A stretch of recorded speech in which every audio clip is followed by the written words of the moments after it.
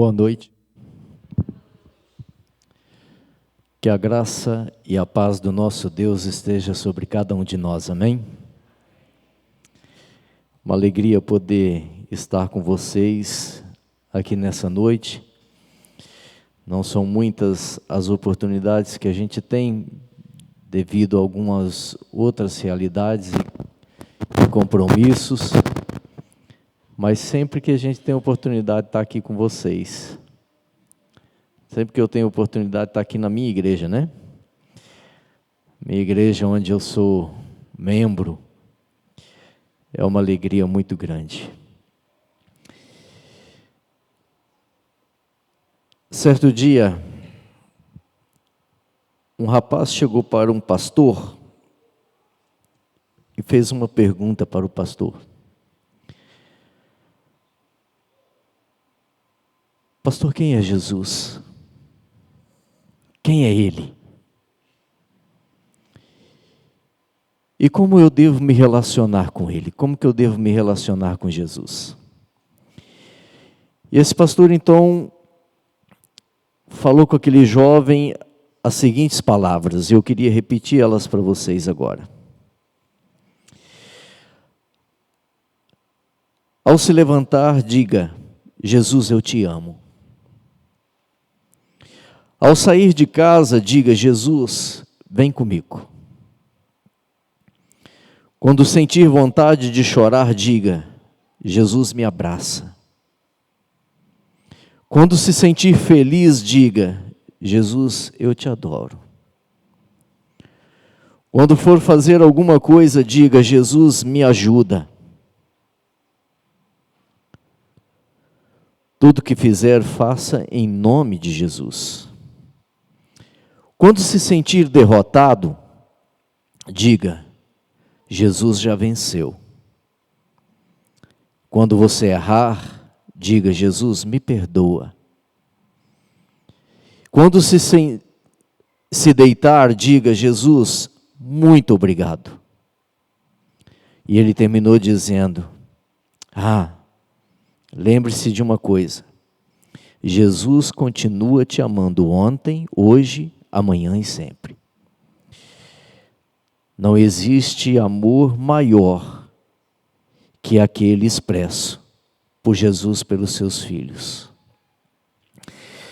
Talvez, meus queridos, a pergunta inicial desse rapaz, ela seja a pergunta que tenha sido feita mais vezes na história desse mundo. Quem é Ele? Quem é Jesus? E o próprio Jesus, certa vez, interrogou os seus discípulos em um lugar muito diferente do que o habitual deles estarem, a respeito de si mesmo. E eu convido você a abrir a sua Bíblia, se você está com ela ou no aplicativo, em Mateus capítulo 16. Mateus capítulo 16.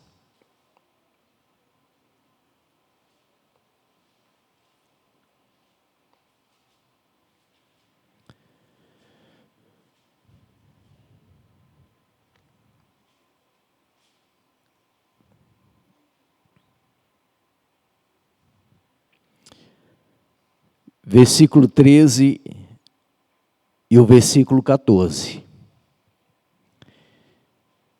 E diz assim: E chegando Jesus às partes de Cesareia de Filipe, interrogou os seus discípulos dizendo: Quem dizem os homens ser o Filho de Deus? Ou ser o Filho do homem, em algumas outras traduções. Versículo 14, os discípulos responderam: Uns dizem que o Senhor é João Batista. Outros dizem que o Senhor é Elias. Outros que é Jeremias. Ou algum dos outros profetas. Não feche a sua Bíblia, nem o seu aplicativo. Mantenha aberto, porque nós vamos voltar ao texto.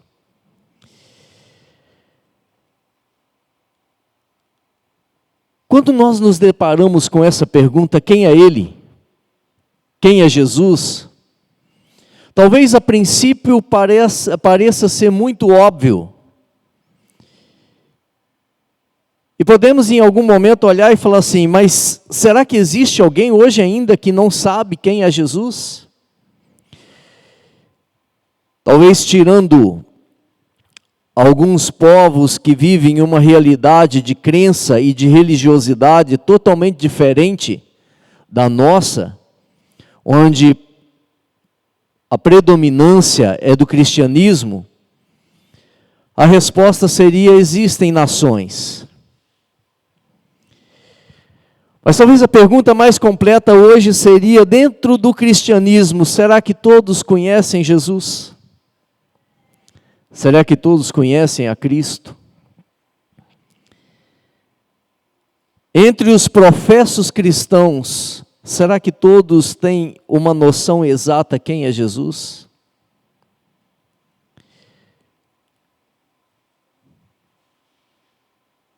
E talvez você fique pasmo com o que eu vou te falar agora.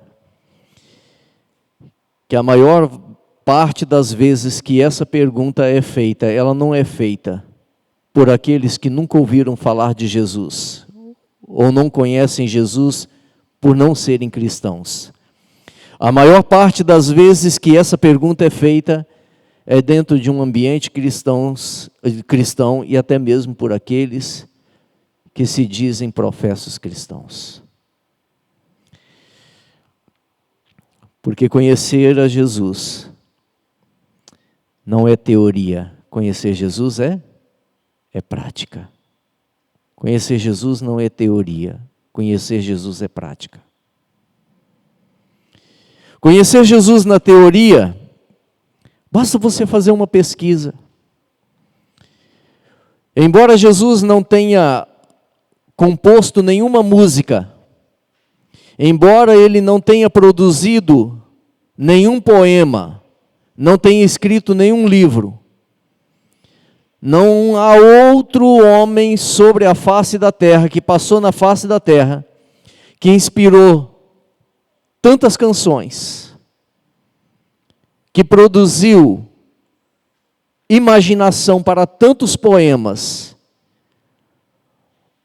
ou a composição prática de tantos materiais, artigos, livros e dos mais diversos que você pode imaginar. Em uma pesquisa simples, talvez você teria tanto material que não caberia em todos os HDs sobre a pessoa de Jesus. Mas será que esse é verdadeiramente o conhecimento que Ele quer que tenhamos dele? Eu tenho uma preocupação muito grande, meus queridos, da forma como nós temos nos relacionado com Jesus, da forma como nós temos visto Jesus, da forma como nós temos apresentado Jesus para nós mesmos.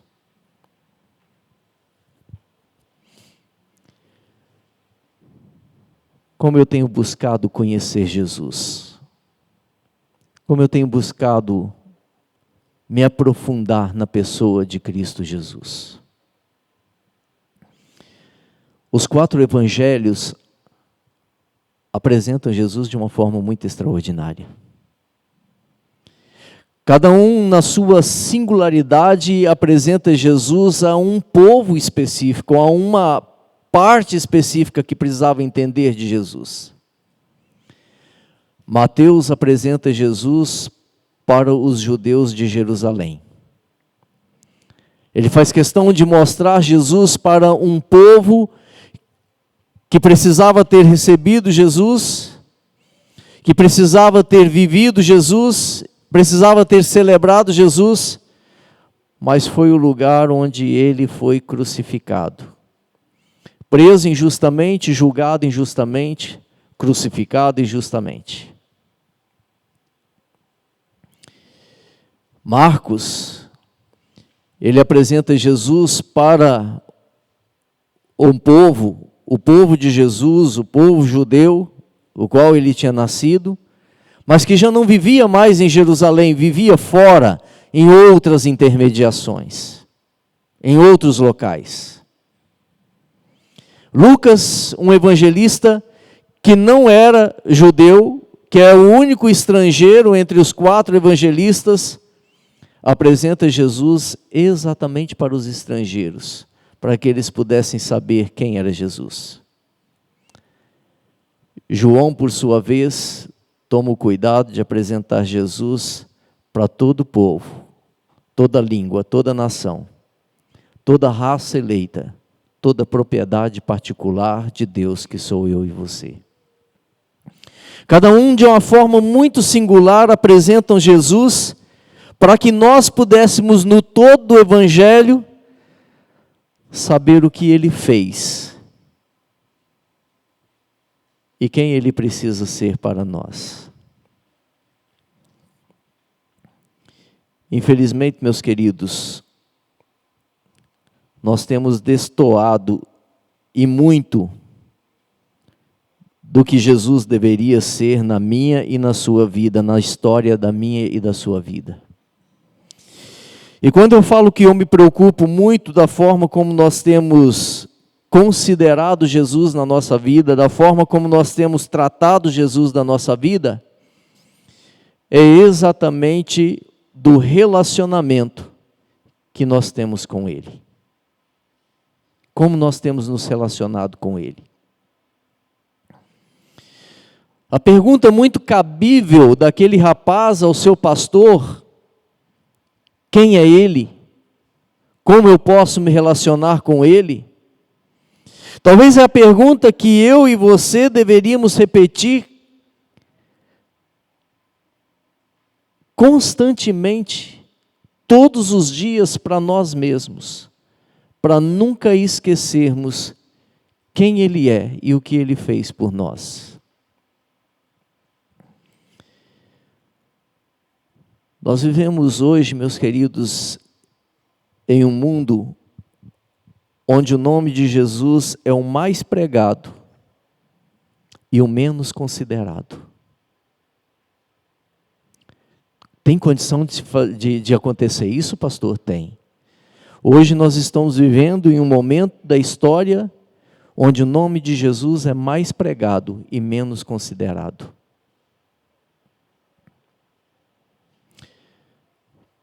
Para alguns ele ainda está preso às molduras de uma cruz. Para outros, ele já nem existe, porque foi substituído pelas filosofias, teologias e várias outras formas que acabam suprimindo Jesus na vida do ser humano.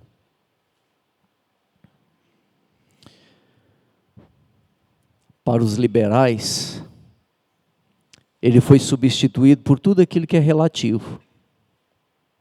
Para os legalistas, ele foi substituído pela moralidade vazia, sem compromisso.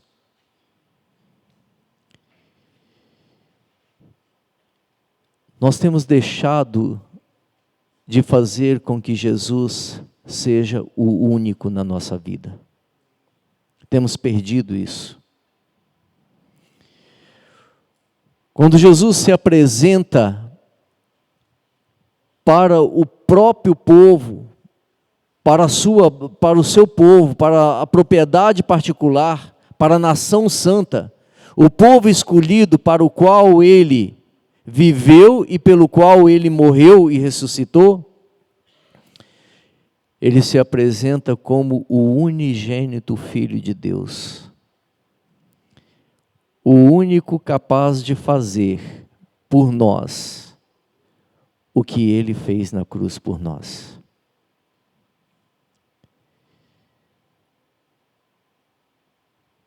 Hoje, meus queridos, nós temos substituído Jesus por qualquer coisa e a todo tempo.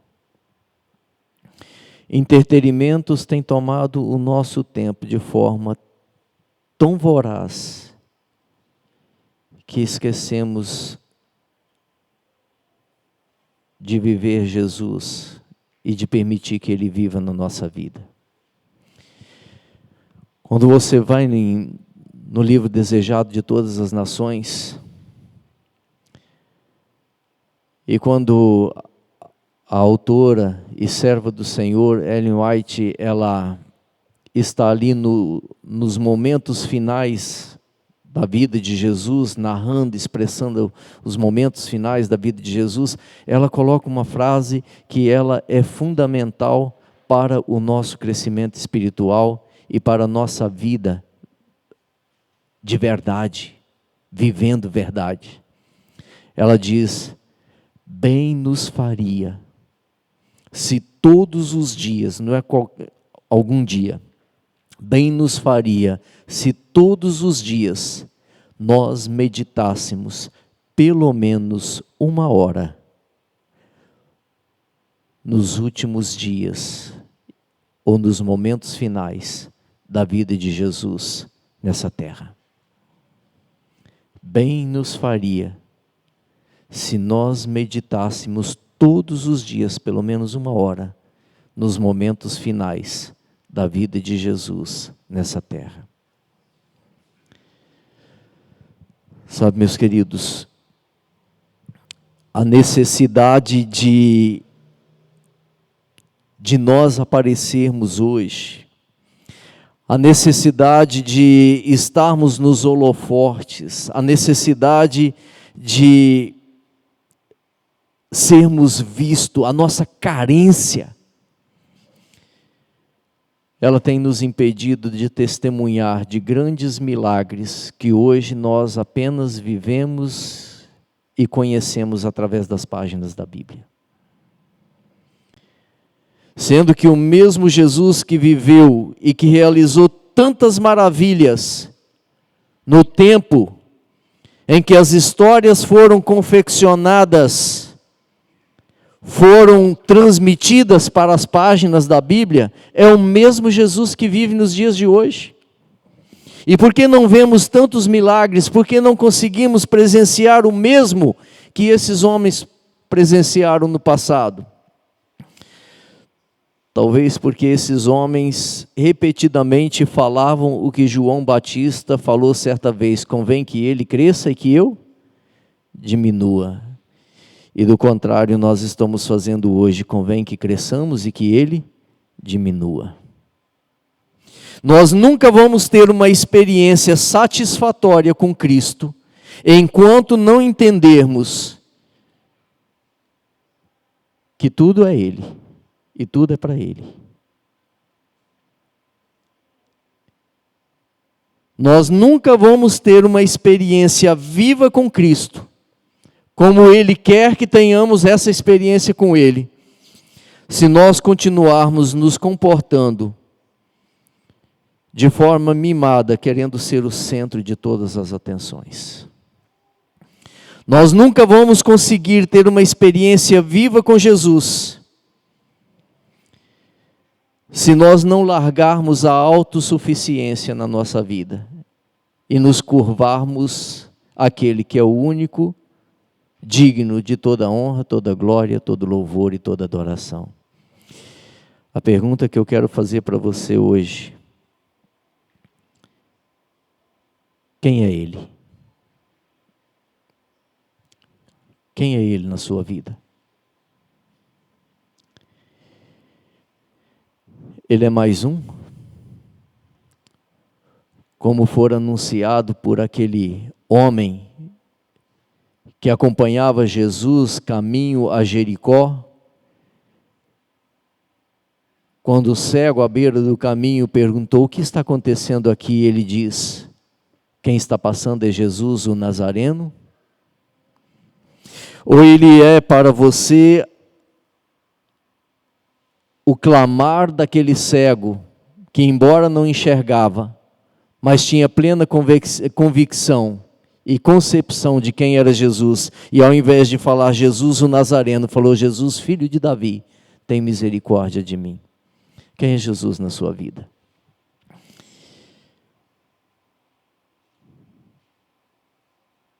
Jesus nunca deu essa resposta. Sabiam disso? Por mais que perguntaram para ele, ele nunca deu essa resposta. No monte onde ele se apresentou para Moisés, Moisés perguntou para ele: quem é você? E ele falou: eu sou.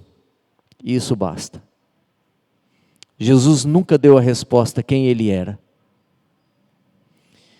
Porque essa resposta ela não pode vir pronta, essa resposta ela precisa ser produzida pela obra do Espírito Santo no meu e no seu coração. Tanto é que quando você mantém a sua Bíblia aberta, e o versículo 15 e 16, Jesus insiste na pergunta, e agora não mais em relação ao que os outros dizem, mas o que os discípulos dizem. E ele pergunta: e vocês, quem vocês dizem que eu sou? E um dos discípulos então, chamado Pedro, responde: Senhor, nós temos convicção de que o Senhor é o Cristo, o Filho do Deus vivo. Só conseguimos extrair uma resposta tão precisa, tão pronta e tão verdadeira, a partir do momento em que deixamos todas as coisas secundárias da nossa vida para trás e focamos naquele que deve ser o primeiro e o último, o alfa e o ômega, o príncipe da paz, o conselheiro, o pai da eternidade, o castelo forte, o rei dos reis, o senhor dos senhores, o senhor dos exércitos, a água da vida, o pão da vida. E eu poderia ficar aqui pelo menos uma meia hora falando de todos os títulos que humanamente nós demos a Jesus. Mas na verdade, Ele quer ser para mim e para você a resposta de Pedro: o Cristo, o Filho de Deus, o nosso Salvador, o único, o unigênito, aquele que quando nós estávamos mortos nos nossos delitos, veio para ocupar o nosso lugar, nos tirar da morte e nos dar vida eterna. Quem é Ele? Quem é Ele na sua vida? Se algum objetivo essa mensagem busca alcançar nessa noite, é que você saia daqui pensando: quem é Ele? Até que você tenha convicção: quem é Ele?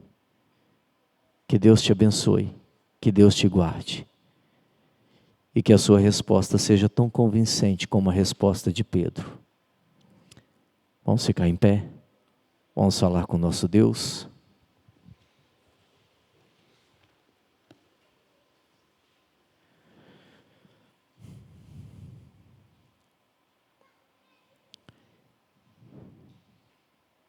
Querido e eterno Deus, quem é o teu Filho amado para nós? Aquele que no seu nascimento driblou toda a forma natural da lei do nascimento. Na sua morte, se opôs a todo o sentido conhecido pelo ser humano, a morte, pois ele não se encontra mais na sepultura. Na sua partida dessa terra, foi tão sobrenatural quanto a sua entrada nessa terra. Essa noite, Senhor Deus, nós não queremos mais sair daqui com dúvidas de quem é Ele, quem é o teu Filho amado Cristo Jesus. Mas termos a convicção de que Ele é o único, o verdadeiro, digno de toda honra, toda glória, toda adoração, que deve ser o primeiro no nosso levantar e o único que predomine no nosso ser e no nosso coração ao nosso deitar. Que a Ele seja atribuído todas as bênçãos, que a Ele seja submetida todas as nossas vontades, que a Ele seja colocado tudo aquilo que há em nós para ser moldado ou refeito. Ajuda-nos, Senhor Deus, a entender definitivamente que tudo na nossa vida deve ser Jesus. Ajuda-nos a entender que nós precisamos de Jesus, não a cada minuto, a cada hora, mas a cada segundo e a cada milésimo de segundo. Que cada respirar e cada expirar seja a nossa convicção perfeita, que tudo deve ser para Ele e por Ele. E que nunca mais tenhamos dúvida de quem Ele é, mas a convicção de que Ele é tudo para nós. Conduza a nossa vida e o nosso coração, leva-nos em paz e na segurança da ciência de que estamos acompanhados por Ele, pelo Teu Filho amado Cristo Jesus. Para tanto pedimos que o Senhor nos abençoe e que o Senhor nos guarde, que o Senhor faça resplandecer sobre nós o Teu rosto e tenha misericórdia de nós. Que sobre nós o Senhor levante a sua mão e nos dê a paz, em nome dEle, Cristo Jesus, Teu Filho amado, nosso Senhor e Salvador. Amém.